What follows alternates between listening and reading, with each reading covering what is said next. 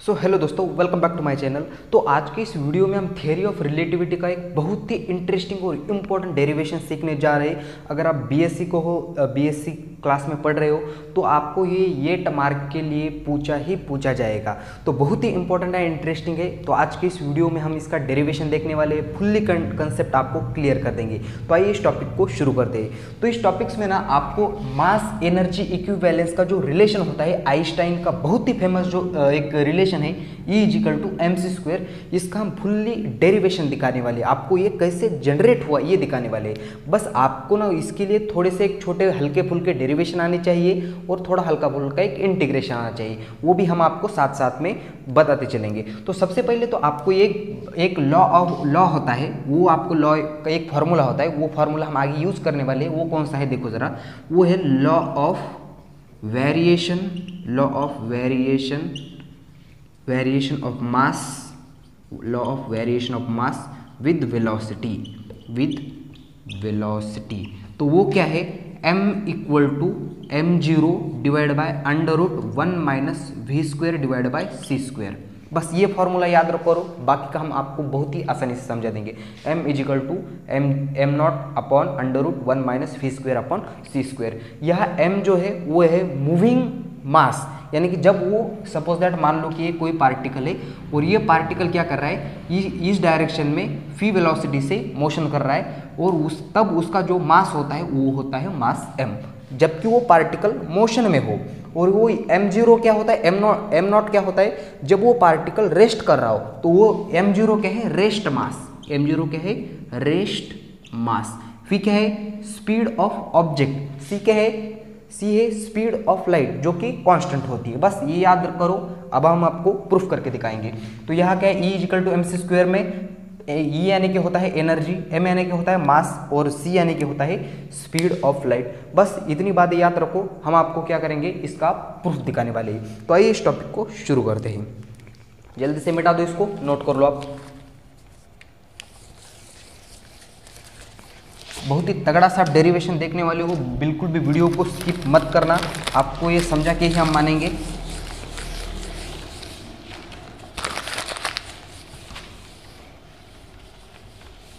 बस आपको छोटे छोटे फॉर्मूले और थोड़ा हल्का फुल्का डेरिवेशन आना बहुत ज़रूरी है।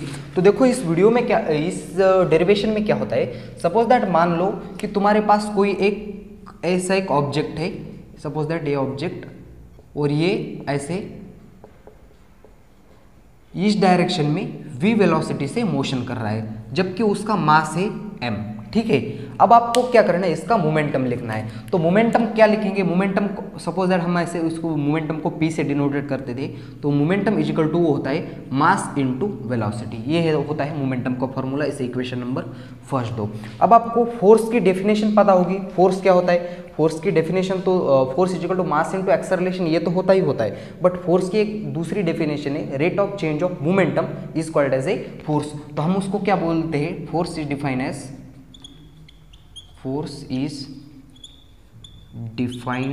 As rate of change of momentum.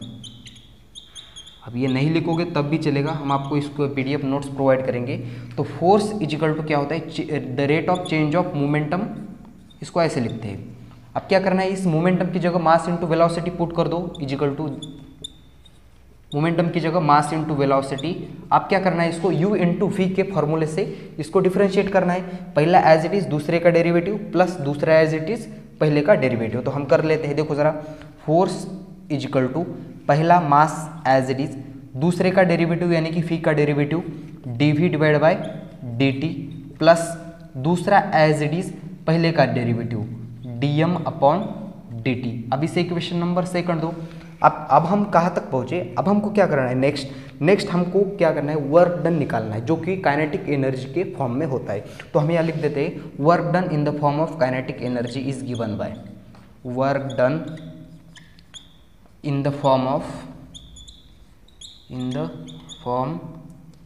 of kinetic energy. और आपको पता है वर्क डन के और ऑल एनर्जी के डायमेंशन जो होते हैं वो सेम होते हैं, फिर भी ठीक है। देखो ज़रा, change in kinetic energy is equal to क्या होता है, चेंज इन वर्क डन। अब वर्क डन का फॉर्मूला तो सबको पता है, वर्क डन का फॉर्मूला क्या होता है, फोर्स इनटू डिस्प्लेसमेंट। कोई किसी वर्क कब होता है, अब जब हम किसी ऑब्जेक्ट पे फोर्स लगाते हैं तब वो डिस्प्लेस हो जाता है, तब हम उसको क्या बोलते हैं, वर्क हो गया। तो हम ऐसा लिख सकते हैं फोर्स के हम अभी हमने वैल्यू निकाली, फोर्स क्या है M D V D T plus V D M D T, तो इसकी जगह पुट कर देते हैं। So D E is equal to D W sorry F की जगह क्या पुट करेंगे, ये M D V divided by D T plus phi D M upon D T. ठीक है, यहाँ तक इसको क्या करेंगे, मल्टीप्लाई करेंगे डी एक्स से। अब ये जो डी एक्स है वो इन दोनों को क्या होगा, उसको बांट दो।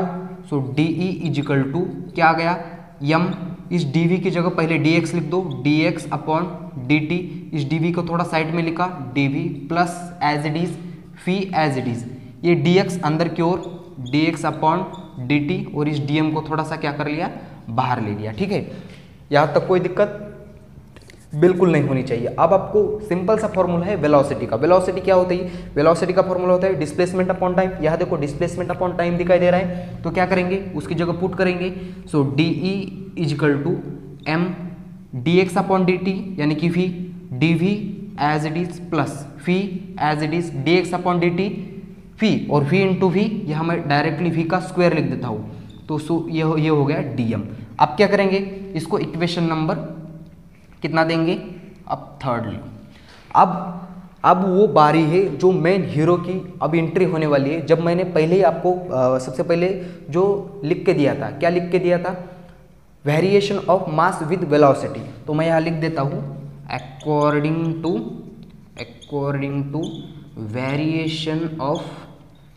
Variation of mass with velocity. ठीक है, उसका क्या था relation, m equal to m naught divide by under root 1 minus v square upon c square. यहाँ तक नीचे तक दिखाई दे रहा है, एक बार चेक कर लूँ।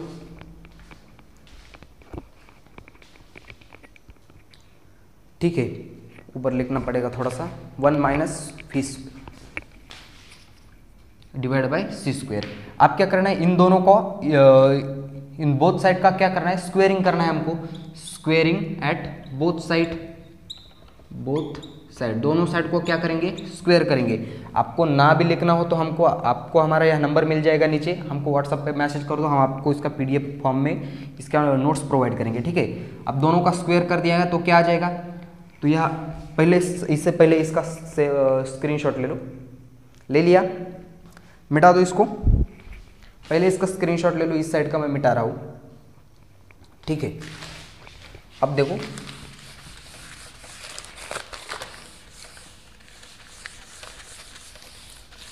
क्या करेंगे हम, अब हम करने वाले इसका स्क्वेयरिंग करने वाले। तो स्क्वेयरिंग करने पे क्या मिल रहा था हमको, m square is equal to m not square divide by, ये स्क्वेयर और स्क्वेयर रूट हट जाएगा, so 1 minus v square upon c square. Cross multiplication करो तो क्या मिलता है, देखो जरा, m not square divide by, ये अलग है, इसको मिक्स नहीं करना है, so c square minus v square divide by नीचे सी स्क्वेयर। अब ये सी स्क्वेयर ऊपर चला जाएगा, तो क्या हो जाएगा, देखो जरा, और c square minus v square इस साइड में आ गया, so m square c square minus v square is equal to क्या आ गया, ये सी स्क्वेयर तो ऊपर चला गया, m not square c square.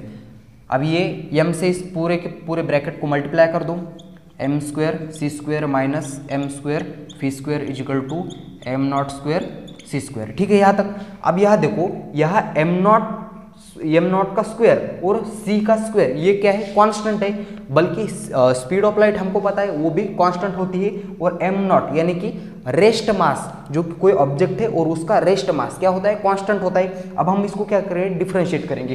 तो डिफरेंशिएट कैसे करेंगे, देखो जरा, यह सी स्क्वायर तो कांस्टेंट है, उसके सर पे जो 2 है वो नीचे ला दो, और उसका क्या कर दो, उसमें से 1 माइनस कर दो, तो वो 2 नीचे ला दिया, 2m, m का डेरिवेशन dm, सी स्क्वायर कांस्टेंट है, उसको एज इट इज रखा। ठीक है, 2 सर पे जो उसके 2 था वो नीचे आ गया, उसमें से 1 माइनस कर दिया m, और dm का इंटीग्रेशन dm। ठीक है, सी स्क्वायर कांस्टेंट है। अब यहाँ 2 बार डेरिवेशन करना पड़ेगा, क्योंकि मास भी वेरिएबल है और v भी यानी कि वेलोसिटी ऑफ पार्टिकल वो भी वेरिएबल है। तो सबसे पहले हम m का कर लेते हैं 2m, पहले का डेरिवेटिव, दूसरा as it is 2m dm v square, ठीक है। फिर से एक बार माइनस दूसरे का डेरिवेटिव 2v dv और m स्क्वायर एक बार कांस्टेंट लेना है इज इक्वल टू, अब यहाँ तो देखो m0 c स्क्वायर, ये दोनों को दोनों पूरी की पूरी टर्म कांस्टेंट है और कांस्टेंट का डेरिवेशन क्या होता है, 0 होता है। अब यहाँ से देखो, यहाँ से 2m कैंसिल, यहाँ से 2m कैंसिल और यहाँ से भी 2 और m स्क्वायर में से एक m कैंसिल, बचा क्या, सिर्फ वो लिख दो। सो ये c स्क्वायर को मैं पहले लिख देता हूँ, c स्क्वायर dm। अब यहाँ देखो माइनस 2 तो कैंसिल हो गया ना, अब क्या बचा, सिर्फ v स्क्वायर dm और यहाँ से माइनस m एक बचा, v एक बचा और dv इज इक्वल टू 0। अब ये माइनस की जो टर्म है वो उस साइड भेज दो। अब देखो c square is equal to यहाँ एक बार c square dm is equal to m v dv, ये माइनस v स्क्वायर dm। अब देखो जरा इसका मुंह देख के आपके कुछ याद आ रहा है कि इसे इक्वेशन नंबर क्या करो 4 दो। अब देखो m v dv माइनस, अब सॉरी यहाँ प्लस आ जाएगा, ये माइनस का इस साइड चला गया, तो m v dv plus v square dm, ये और ये देखो इन दोनों का थोड़ा सा मुंह सेम दिखाई दे रहा है तुमको, m v dv plus v square dm, m v dv plus v square dm दिखाई दे रहा है आपको। जरा नोटिस कर लो इस इक्वेशन नंबर 4 और इक्वेशन नंबर 3 को। अब इसको कंपैरिजन करके हम कुछ लिखने वाले हैं, कुछ मतलब आगे हम उसको उसको इक्विवेलेंस में लिख रहे हैं। इतना बेटा दूँ, इसकी स्क्रीनशॉट ले ली होगी आपने।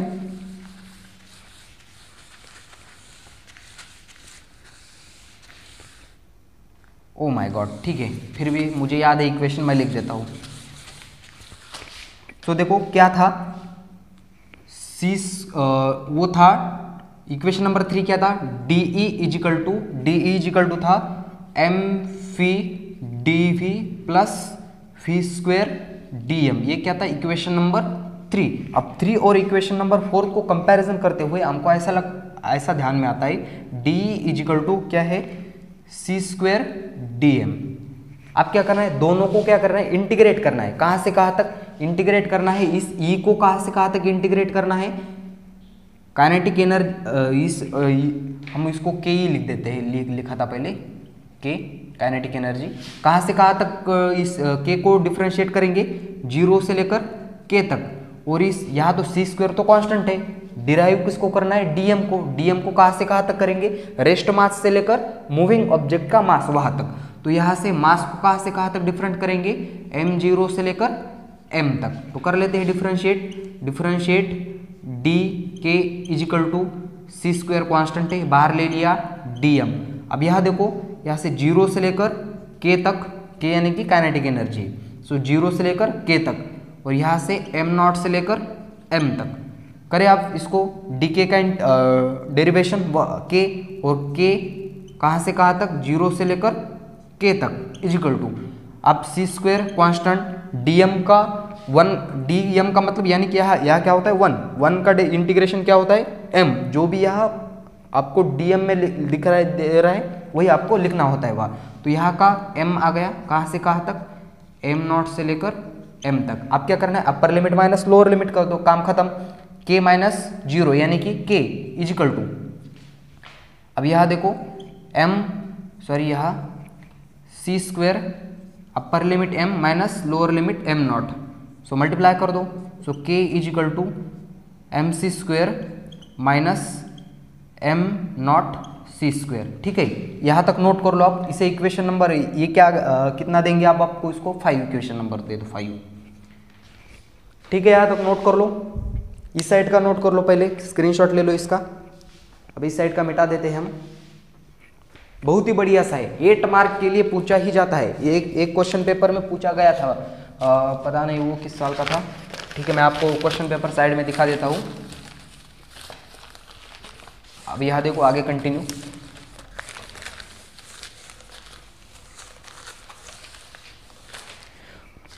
सो देखो अब क्या करना है हमको, अब हमको क्या करना है, जब वो ऑब्जेक्ट रेस्ट पोजीशन पे होता है तब उसमें कितनी एनर्जी स्टोर होती है, तब अब हम निकालेंगे रिस्टोरिंग एनर्जी।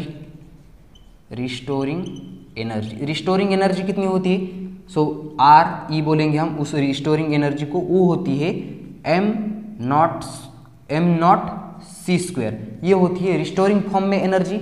अब हमको क्या करना है, टोटल एनर्जी निकालनी। तो टोटल एनर्जी कैसे निकालेंगे, जब वो रिस्टोरिंग फॉर्म में जो रिस्टोरिंग फॉर्म की एनर्जी प्लस ये काइनेटिक एनर्जी, तो हम टोटल एनर्जी निकालेंगे। So total energy E is equal to क्या निकालेंगे, kinetic energy plus restoring form में जो स्टोर हुई है वो एनर्जी, वो उसको एडिशन कर दो।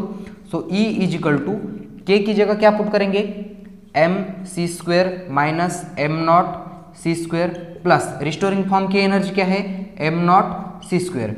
यहाँ देखो पॉजिटिव एम नॉट स्क्वेयर और नेगेटिव एम नॉट स्क्वेयर क्या हो जाएगा, मर जाएगा बेचारा, कैंसिल हो जाएगा। तो बचा क्या हमारे पास, सिर्फ E is equal to m c square. Oh my god, कैसे मैजिक हो गई ना यहाँ, E is equal to m c square. आपका यही मास एनर्जी इक्विवेलेंस है जो कि बीएससी के लिए 8 मार्क के लिए पूछा जाता है। अगर आप यह ऐसे ही टाइम पास करने आ गए हो तो भी आपको इस डेरिवेशन में बहुत ही मज़ा आ गया होगा। आई होप ये सारा डेरिवेशन आपको समझ में आया होगा। समझ में आया हो तो ही इस वीडियो को लाइक कर देना, अगर आप इस चैनल पे नए हो तो इस चैनल को सब्सक्राइब कर देना। तो आज की वीडियो को यहाँ देते हैं फुल स्टॉप। तब तक के लिए पढ़ाई करते रहो, तब तक के लिए वेरी ऑल द बेस्ट।